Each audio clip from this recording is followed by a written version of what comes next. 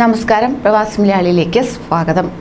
വെള്ളിയാഴ്ച മുതൽ ഞായറാഴ്ച വരെ സൗദി അറേബ്യയിലെ ചില മേഖലകളിൽ ഇടിമിന്നലോട് കൂടിയ മഴയ്ക്ക് സാധ്യതയുണ്ടെന്ന് സിവിൽ ഡിഫൻസ് ഡയറക്ടറേറ്റിന്റെ മുന്നറിയിപ്പ്.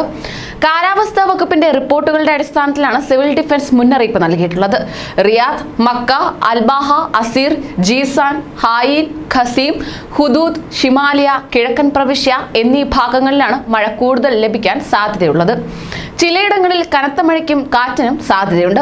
മഴയ്ക്കുള്ള സാധ്യത തുടരുന്നതിനാൽ തന്നെ ആവശ്യമായ മുൻകരുതലുകൾ എടുക്കണമെന്നും വെള്ളം കെട്ടിനിൽക്കാനും ഒഴുക്കിനും സാധ്യതയുള്ള സ്ഥലങ്ങളിൽ നിന്ന് അകന്നു നിൽക്കണമെന്നും സിവിൽ ഡിഫൻസ് ഡയറക്ടറേറ്റ് ആവശ്യപ്പെടുകയുണ്ടായി.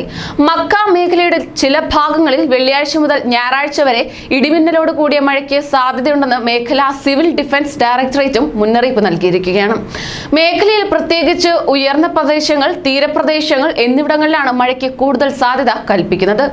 കാലാവസ്ഥാ വ്യതിയാനം തുടരുന്നതിനാൽ തന്നെ ആവശ്യമായ മുൻകരുതലുകൾ എടുക്കണമെന്നും കാലാവസ്ഥ, സിവിൽ ഡിഫൻസ് വകുപ്പുകളുടെ അറിയിപ്പുകളും നിർദ്ദേശങ്ങളും ശ്രദ്ധിക്കണമെന്നും സിവിൽ ഡിഫൻസ് വക്താവ് കേണൽ മുഹമ്മദ് ബിൻ ഉസ്മാൻ അൽ ഖർനി ആവശ്യപ്പെടുകയുണ്ടായി. കൂടുതൽ പ്രവാസി വാർത്തകൾക്കായി ഈ ചാനൽ സബ്സ്ക്രൈബ് ചെയ്യൂ.